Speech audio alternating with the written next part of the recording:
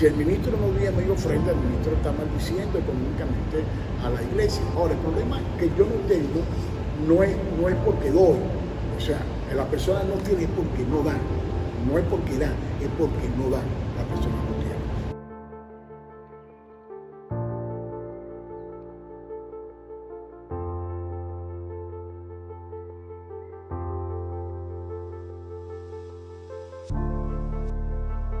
Le damos la bienvenida a un nuevo episodio de nuestro podcast.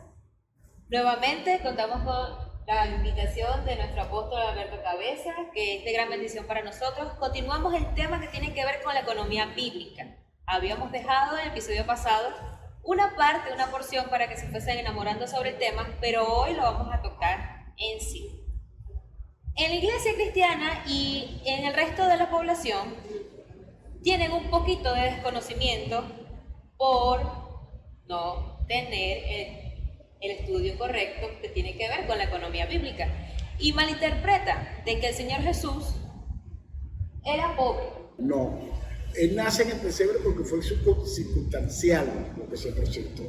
Herodes el Grande manda empadronar a los judíos, o sea, un censo. Ellos llegaron a Belén. En Belén ellos no se halló lugar en el hotel, o en la posada. Entonces, había un lugar en el pesebre porque ya María ya estaba listo, estaba en sitio, ya estaba listo de darlo, y circunstancialmente nace, pero no era que no tenía poder adquisitivo para nacer en algo bueno en aquel entonces. Entonces, ¿qué pasa? De ahí surge un concepto de que eso era pobre. Eso nunca fue pobre. ¿En qué sentido? Cuando llegaron los reyes, dicen los magos, eran los sabios. Por cierto, mañana tengo que dar esta clase a los niños. Llegaron los sabios que llegaron de Babilonia, le trajeron a Jesús un cargamento de riqueza. O sea, todo eso. Entonces, ¿qué pasa con Jesús? La túnica que a nuestro Señor Jesucristo le arrebataron era una túnica clásica, era sin costura. Ese tipo de túnica y el hilo lo usaba la gente pudiente. Sí, son las más costosas. Las más costosas. Entonces, ¿cómo va a decir que era pobre? Sí, estaba así. Ahora, en su ministerio itinerante, Jesús, que vamos a ver más adelante la pregunta, Jesús recibió ofrenda de personas pudientes. Eso lo vamos a comprobar con la secreta. Ahora, San Pablo, si me hace el favor, me puede hacer la lectura. San Pablo en el capítulo 2 de Corintios, capítulo 8, verso 9, nos aclara lo siguiente.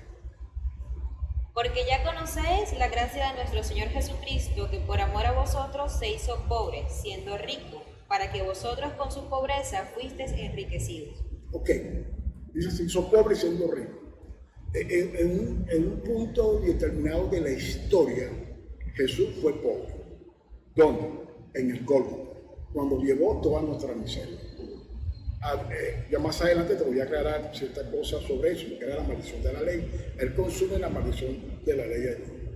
La miseria que tiene que ver con la pobreza, la maldición de la ley y la muerte del hombre sin Dios.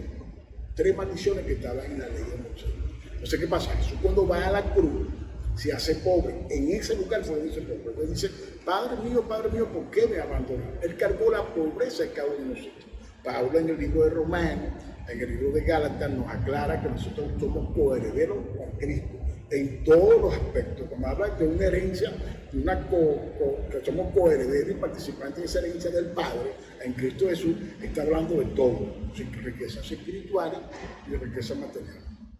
Ve el Antiguo Testamento, ve a un Moisés en todo, a un David, a un Salomón, a un Abraham, en todo su esplendor. Y si ve a Salomón, a Isaac, lo ve en todo sentido. En el Nuevo Testamento encontramos, por la problemática que es la historia de la iglesia, que es el punto que estamos tratando, los apóstoles se abocaron en la proclamación del Evangelio, a predicar el Evangelio, y no a estar tomando dinero o a estar tomando cosas o mostrando opulencia o riquezas. No, se mostraron fue a la predicación del Evangelio y a la consolidación de los creyentes en la iglesia primitiva.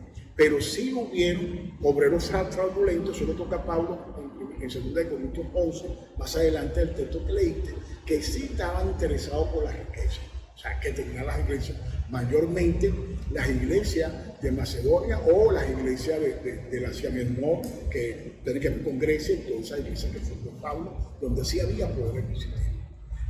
Cuando nuestro Señor Jesucristo se hace pobre por nosotros, porque Él cargó nuestra miseria, Él cargó nuestra pobreza, la cargó Él. Fue en la cruz, el momento que se hizo pobre, lo cargó. En ese momento, ahí tenemos Filipenses capítulo 2, del 1 al 11, que Dios le exaltó hasta los suyos y le dio un nombre que es sobre todo. Ahora, volviendo acá a la economía bíblica, nuestro Señor, dice Pablo, se hace pobre en ese momento determinado del tiempo, que fue cuando eso no tiene nada que ver con su niñez fue muy buena. José era un carpintero muy notable en medio en Belén, claro, venía de una familia no que tenía un poder adquisitivo, una familia rica, no, pero dio provisión. El Padre dio provisión para que el Señor pueda tener una vida normal, una vida como se debe ser, una vida no con limitaciones, sino muy holgado en el sentido de que Él creció sano, en ese sentido. Si el Señor nos guarda a nosotros, no va a guardar a su Hijo mientras estuvo aquí en la tierra. Claro. Y nunca ha sido registrado como que Jesús pasó hambre. No. Jesús le faltó todas las cosas. Pasó hambre porque ayunó, pasó hambre en su ministerio. Pero era necesario esa parte. Pero antes de eso no fue registrado nada que nos Ahora, diga eso. el ministerio de Jesús, bueno, seguimos con la pregunta, o la otra pregunta. Usted estuvo hablando ahorita de economía bíblica, pero ¿nos puede hablar un poco en qué consiste? La economía bíblica es el nombre que le damos ahora, lo que tiene que ver con 5 puntos importantes. La escritura viene del Antiguo Testamento y hay una contradicción del Nuevo Testamento que vamos a aclarar hoy. La economía bíblica consiste en 5 puntos importantes que tienen que ver con primero la primicia primero, el diezmo, la ofrenda, la siembra y la generosidad. Eso se practicó en el Antiguo Testamento, se practicó en el Nuevo Testamento. Ahora, hay cosas que vamos a aclarar más adelante que no están concretamente, no están claras en el sentido doctrinal, porque la economía bíblica, más que todo el diezmo, le tira bastante. Y la entrega pasada yo te decía que la limosna en la Biblia englobaba el todo, lo que es el tiempo, la primicia, la ofrenda y todas esas cosas, el todo. El judío promedio, el mínimo, aporta un 33%. ¿Okay? El judío promedio. Nosotros como occidentales y cristianos occidentales, nosotros no practicamos esto porque no nos enseñamos bien. Eso te lo voy a aclarar en otra entrega, porque no me voy a salir del punto. Entonces, ¿qué pasa con la economía bíblica? Ese concepto está en el concepto del mantenimiento, el concepto de cómo para sostener la iglesia, sostener todo lo que tiene que ver con, por lo menos nosotros acá pagamos un local, sostener, construir la construcción, sostener el pago de obreros, sostener a la viuda, sostener a muchas cosas que están dentro del marco de la iglesia que se necesita. Por ejemplo, yo enseño que el diezmo va a los ministerios y la ofrenda va a todo el mantenimiento del templo. Ahora, la ofrenda tiene que ser igual al diezmo. Ahora, la ofrenda es superior al diezmo. La primicia es lo que tú lo puedes hacer mensual, lo puedes hacer anual, lo puedes hacer diario, que es la primicia. Tú sacas una porción de lo que tú quieras darle a Dios. La generosidad es cuando tú ayudas a un hermano que está necesitado dentro de la iglesia. La siembra es lo que llamamos la ofrenda memorial. El memorial es tú vas a dar una siembra, tú vas a hacer una siembra porque todo lo que no son para eso va a ser cosechar. El que siembra, dice Pablo en 2 Corintios 9, el que siembra generosamente, también generosamente va a cosechar. De 6 en adelante. Entonces, ¿qué pasa? Todo eso está estipulado en el Nuevo Testamento. en el Antiguo Testamento y en el Nuevo Testamento. Ahora, ¿cuál es el problema que pasa la otra pregunta con el diezmo? El diezmo ha tenido problemas y hoy lo vamos a aclarar. En el caso de las primicias y de las ofrendas, no se conoce exactamente, porque sabemos que el diezmo es el 10% de lo que nosotros generemos, pero no ha sido explicado cómo se puede manejar eso en sí, porque hay personas que creen que la ofrenda es, bueno, tengo esto aquí, voy a meter eso allí porque es lo que quiero. San Pablo dice en 2 Corintios, creo que en 9:7, cada uno dé como propuso de su corazón, no por tristeza ni por necesidad, porque Dios ama el dador alegre. Escúchame, ¿cómo tú propones tu corazón? Si tú vas a una miseria, vas a traer una miseria al altar, porque muchos de esos dicen que el Dios no está eliminado sino una ofrenda, que el Dios no está morgado en el Nuevo Testamento sino una ofrenda. Pero si tú vas a traer una miseria, ¿cómo vas a traer una miseria? Entonces tu corazón es miserable. Porque la Biblia dice como propuso su corazón. Y mayormente este tipo de personas que salen por las redes atacando el diezmo, en tal sentido, y hasta pastores, atacan el diezmo. Yo respeto cada punto de vista que atacan el diezmo, yo respeto, pero hay pastores que ellos tienen sus entradas, aparte de la entrada de la iglesia, y pueden usar claramente las entradas de la iglesia para otra cosa que ellos quieren hacer. Pero todo el dinero tiene que pasar por la mano del ministro, porque el ministro llega y santifica, ora, porque Pablo dijo que el altar santifica la ofrenda. O sea, el ministro santifica, el ministro ora por esa ofrenda y bendice al pueblo cuando el pueblo, así él no le dé el uso para él, ¿no? Para el sostenimiento de él, el mantenimiento de él y su familia. No importa, pero él tiene que orar por eso para bendecir al pueblo que está trayendo la ofrenda al altar. Ahora, vamos a tomar un punto que tiene que ver con esto, que tiene que ver con el ministerio de Jesús. Muchos dicen que el ministerio de Jesús fue pobre, porque el ministerio fue itinerante. Él no tenía donde recostar su cabeza. Era un ministerio itinerante que eran 3 años y medio, que él tenía que darle full chola, como decimos nosotros aquí. Full chola porque tenía que hacer trabajo que le mandó el Padre. Entonces, él recogía ofrendas, por lo menos José de Arimatea, dice la historia, Nicodemo, ayudaban a Jesús en el ministerio, con poder adquisitivo, con dinero. Y varias mujeres, que te permito para que me ayude con la lectura, en Lucas, en el capítulo 8, vamos a leerlo 1, 2 y 3, vamos a encontrar lo siguiente. Aconteció después que Jesús iba por todas las ciudades y aldeas, predicando y anunciando el evangelio del reino de Dios, y los 12 con él. Y algunas mujeres que habían sido sanadas de espíritus malos y de enfermedades, María, que se llamaba Magdalena, de la que habían salido 7 demonios, Juana, mujer de Chuza, intendente de Herodes, y Susana, y otras muchas que le servían de sus bienes. Le servían de sus bienes. Ahora, ¿cómo Jesús mantenía a 12 familias? Sí. Porque Mateo era un publicano, Juan, Santiago, los hijos de Zebedeo, Pedro y Andrés, u otros que estaban allí, ¿ok? En el ministerio, Jesús mantenía, ¿ok? Jesús daba. En cierta oportunidad, que los registros alemanes se puso a Mateo, Jesús llega a una ciudad, le cobran los impuestos, no tenía en ese momento, porque la bolsa la cargaba Judas. Judas era el que cargaba la bolsa, era el tesorero, Judas. Entonces, ¿qué pasa? Ahora, ¿cómo va a ser pobre si tiene un tesorero? Si tiene un tesorero es porque hay algo. No hay algo, no hay bastante.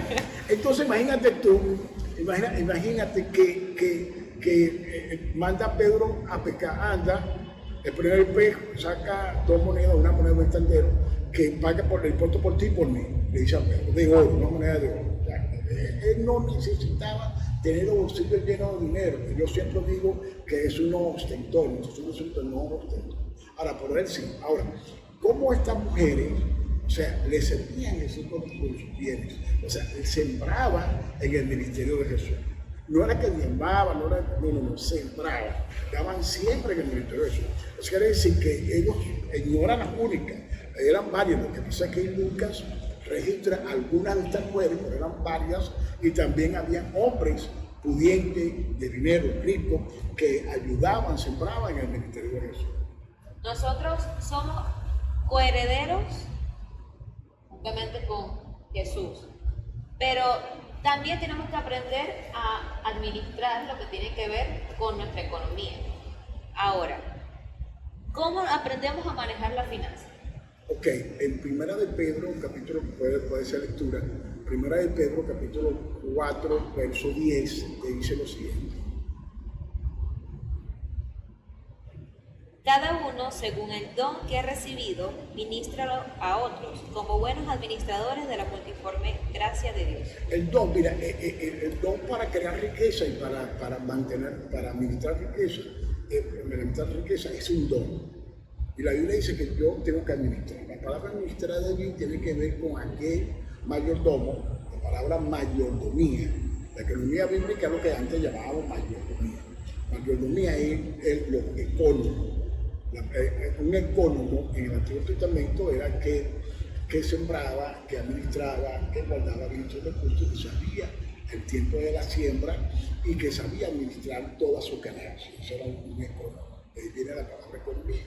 Ahora, o mayordomía, es la misma palabra. El nombre le pusimos economía bíblica, el tema, porque es la misma palabra mayordomía que la usábamos antes. ¿Por qué le pongo economía bíblica? Porque es un todo.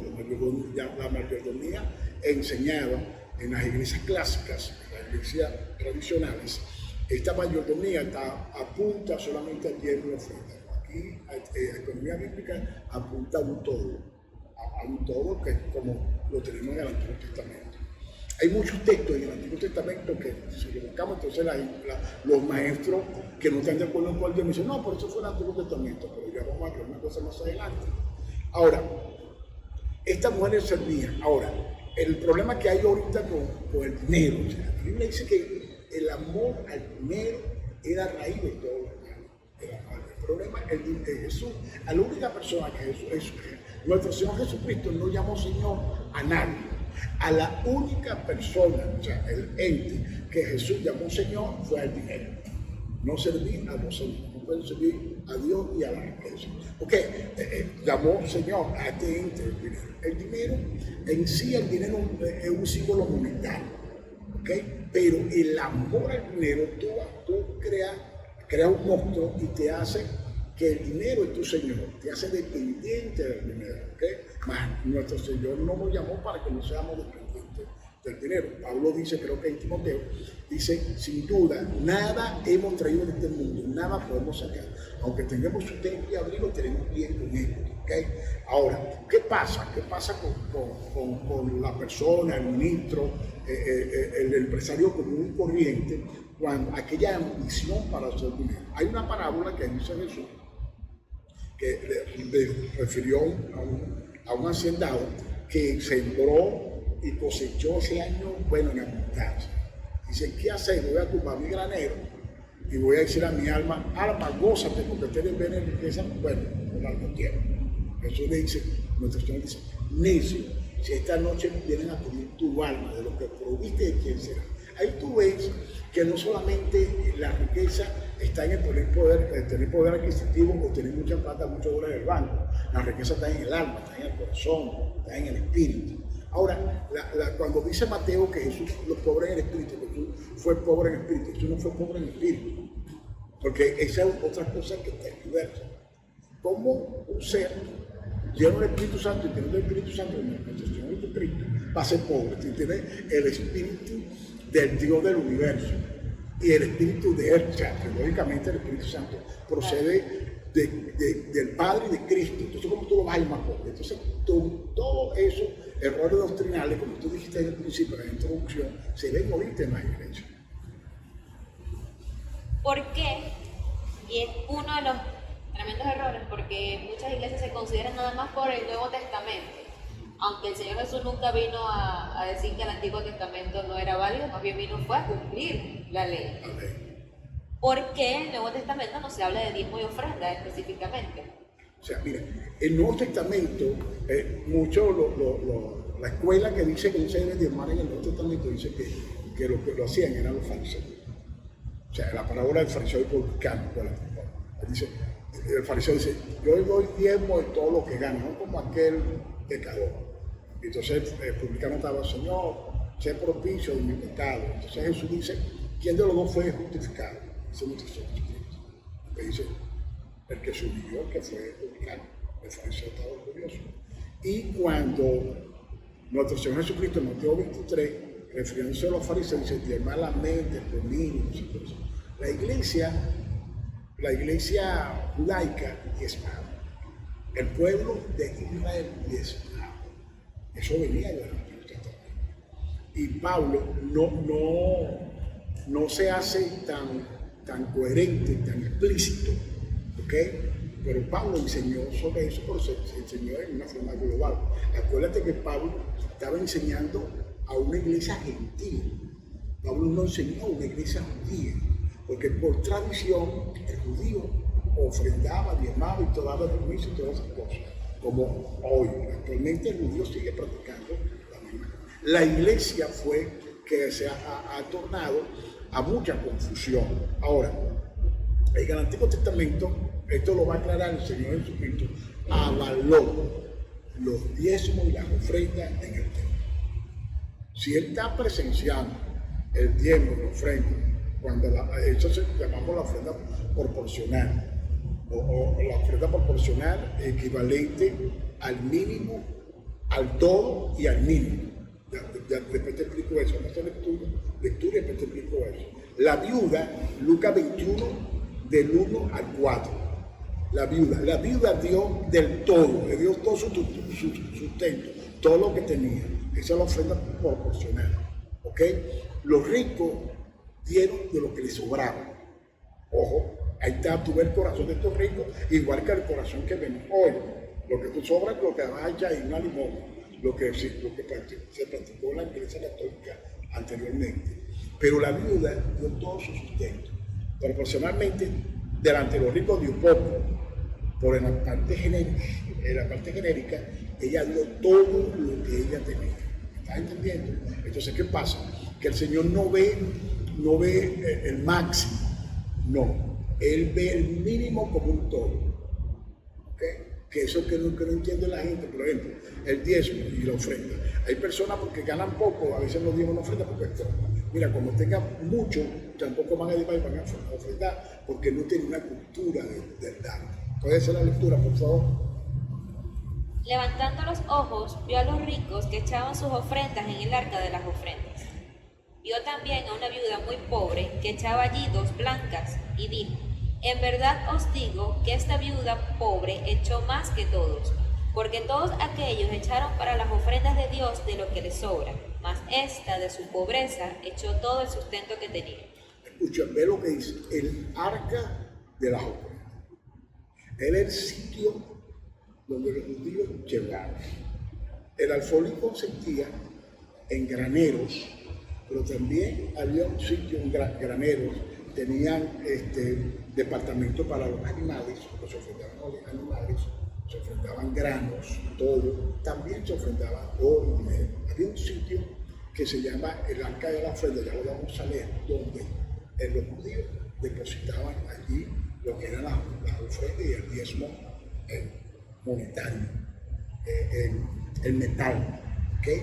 Y lo que era grano, lo que era la masa, llevaban masa, los pobres llevaban masa, era donde hacían las panes de la mesa de la proposición, llevaban la flor de harina, llevaban harina, los sacerdotes también hacían esos panes. También los sacerdotes también usaban ese trigo para el mantenimiento de sacerdotes y también de levitas. O sea, todos llevaban el diezmo. ¿Okay? Ahora, la parte metálica, ¿okay? En los tiempos de Nehemías, cuando los judíos vienen del exilio, Esdras comienza a enseñar y comienza a ordenar el templo. Una vez que el templo es construido, comienzan a ordenar el templo, ordenar las cosas y las ofrendas. De ahí surge el arca de las ofrendas, que en el Antiguo Testamento, ya vamos a hacer lectura, era el arca del tesoro. Lee por favor Nehemías capítulo 10 del 37 al 39. El arca de las ofrendas. Que traeríamos también las primicias de nuestras masas y nuestras ofrendas y del fruto de todo árbol y del vino y del aceite para los sacerdotes a las cámaras de la casa de nuestro Dios. A las cámaras de la casa de nuestro Dios, donde se colocaba todo eso, que es lo que llamamos alfolí, lo que Malaquías llamó alfolí. Y había el arca donde se llevaban los metales. Y habían cámaras donde llevaban el oro, al menos en el tiempo de las crónicas, en el tiempo de las crónicas de los reyes, creo que fue Josías, si no es Ezequías, se recogió una ofrenda, no, Josías, la reforma de Josías, el rey Josías, se recogió una ofrenda para la preparación del templo. Y llevaban que si jarro, que si tazas de oro, todas esas cosas para la preparación del templo. ¿Okay? Y también llevaban todo eso para ofrenda para la casa del Señor. Cuando Nabucodonosor invade a Judá, se llevan todo eso utensilios, ¿okay? De oro, ¿okay? Porque Ezequías abrió las puertas del templo o donde estaban las cámaras, donde estaban ese tesoro. ¿Qué quiero decir con esto? Que la historia del Antiguo Testamento nos dice que había departamentos donde se guardaban todo esto. Ya estamos dentro del Antiguo Testamento. Entonces vamos a hacer un paralelismo, vamos a tirar un hilo, vamos a trazar la palabra del Antiguo Testamento y Nuevo Testamento. ¿Qué era el arca del tesoro? Sí. Y el diezmo de nuestra tierra para los levitas, y que los levitas recibirían las décimas de nuestras labores en todas las ciudades. La décima que es el diezmo. Continúa. Y que estaría sacerdote hijo de Aarón con los levitas, cuando los levitas recibiesen el diezmo, y que los levitas llevarían el diezmo del diezmo a la casa de nuestro Dios, a las cámaras de la casa del tesoro. O sea, las cámaras de la casa del tesoro es el arca de las ofrendas o el arca de la tesorería allá en Lucas capítulo 21 del 1 al 4. Ahora Jesús, nuestro Señor, estaba avalando lo que estaban trayendo del público, el auditorio, las personas que estaban en el templo, que estaban ofrendando, estaban diezmando. Nuestro Señor estaba avalando eso. Si eso no iba a funcionar para la iglesia en el Nuevo Testamento, ¿para qué estaba allí avalando? ¿Para qué recibió? O sea, eso no se enseñó como se enseñó otro tipo de doctrina, porque eso estaba sobreentendido. Es lo que hablamos todos los que se están en este punto. Pueden seguir la lectura. Porque a las cámaras de los tesoros han de llevar los hijos de Israel y los hijos de Leví la ofrenda del grano, del vino y del aceite, y allí estarán los utensilios del santuario y los sacerdotes que ministran, los porteros y los cantores, y no abandonaremos la casa de nuestro Dios. Hay un tema que se llama casa abandonada. ¿Por qué casa abandonada? Casa abandonada en los tiempos de Nehemías, porque se abandonaba la casa. ¿Por qué? Porque los ministros ungidos para ese trabajo, como no había el diezmo, la ofrenda, salían a su cultivo ellos, a cultivar y a buscar el mantenimiento y sostenimiento de la familia. Recuerda que una familia numerosa ellos tenían siervos, llamados esclavos, los nacidos en casa, ellos mantenían todo eso, mantenían todo y también a su familia. Entonces salían y abandonaban la casa del Señor. El mismo problemita que tenemos hoy, cuando el pastor sale a trabajar. Imagínense ustedes que yo saliera las 24 horas de trabajo o 12 horas de trabajo. Entonces, ¿cómo voy a venir ahorita a hacer este estudio contigo? ¿Cómo voy a venir a trabajar? ¿Cómo voy a venir el domingo de la mañana? ¿Qué tiempo tengo yo para orar o para buscar una lectura de la palabra? O sea, o para preparar el sermón para el domingo de la mañana. ¿Okay? Yo sé que hay pastores, que yo lo aplaudo, que trabajan secularmente y a veces van a pastorear, pero no son efectivos, porque todo lo están haciendo a media. El hombre que Dios llama, lo llama a tiempo completo. Y el hombre, Dios me enseñó directamente. A mí me sostiene. ¿Okay? Me sostiene. Entonces, por eso yo enseño esta parte. Ahora, ve el hilo trazado. Nehemías, la cámara del tesoro, o la cámara de la tesorería, también estaba el arca de las ofrendas. Nehemías está presentando un todo completo en la lectura, pero también está presentando el arca de las ofrendas, lo que Jesús estaba hablando allá en el templo. ¿Okay? En el templo. Entonces, los judíos no enseñaban, porque ya venía eso, yo tenía un ADN que lo tenían en la sangre. Fíjate tú que Pablo en la primera carta, Pablo a los Corintios, Pablo le enseña una partecita, recoge una ofrenda en el capítulo 16, primera de Corintios 16, un hambre que había en Jerusalén. Pero en la segunda carta, en el capítulo 8, capítulo 9, capítulo 10 y parte del 11, le enseña, en el 10 le enseñan varios fragmentos, en el 11 también le tocan varios fragmentos. Fíjate que quiero tocarlo, porque tocamos la vez pasada, la tesis la tesis paulina, que muchos dicen no, que el pastor tiene que trabajar. Esa es la tesis paulina porque Pablo hizo carpa. Pero Pablo hizo carpa en un momento determinado de su ministerio. Pablo no tuvo una vida, hizo carpa porque no tenía tiempo para hacer carpa para mantenerse. Si no, no dijera que robó a otra iglesia para predicar el evangelio, el evangelio de nuestro Señor Jesucristo a la iglesia de Corinto gratis. Pablo tuvo 18 meses predicándole y enseñándole gratis a él y agarrando dinero de otra iglesia que era la iglesia de Macedonia. Es que lo que enseñan esto no saben, no leen la historia. Ahora ve lo que me va a hacer lectura de 2 Corintios 11, que toca la parte 7 a 9. Pequé yo humillándome a mí mismo para que vosotros fuisteis enaltecidos por cuanto os he predicado el evangelio de Dios de balde. Gracias. He despojado a otras iglesias, recibiendo salario para serviros a vosotros. Espérate, el interlineal griego dice así: robé a otras iglesias para predicarle el evangelio a ustedes gratis. Robé. Aquí dice despojé. El interlineal del original, de la palabra del griego, él dice, en la transliteración, él dice robé a otra iglesia. Ahora, Pablo está confrontando aquí en 2 Corintios, en estos 4 capítulos, a la iglesia que estaba en Corinto por los motivos siguientes. Sigue la lectura. Ahí cerrando este punto. Y cuando estaba entre vosotros y tuve necesidad, a ninguno fui carga, pues lo que me faltaba lo suplieron los hermanos que vinieron de Macedonia. Ok, la iglesia de Filipenses. Ella está en Filipenses capítulo 4. Okay, y aquí también está en segunda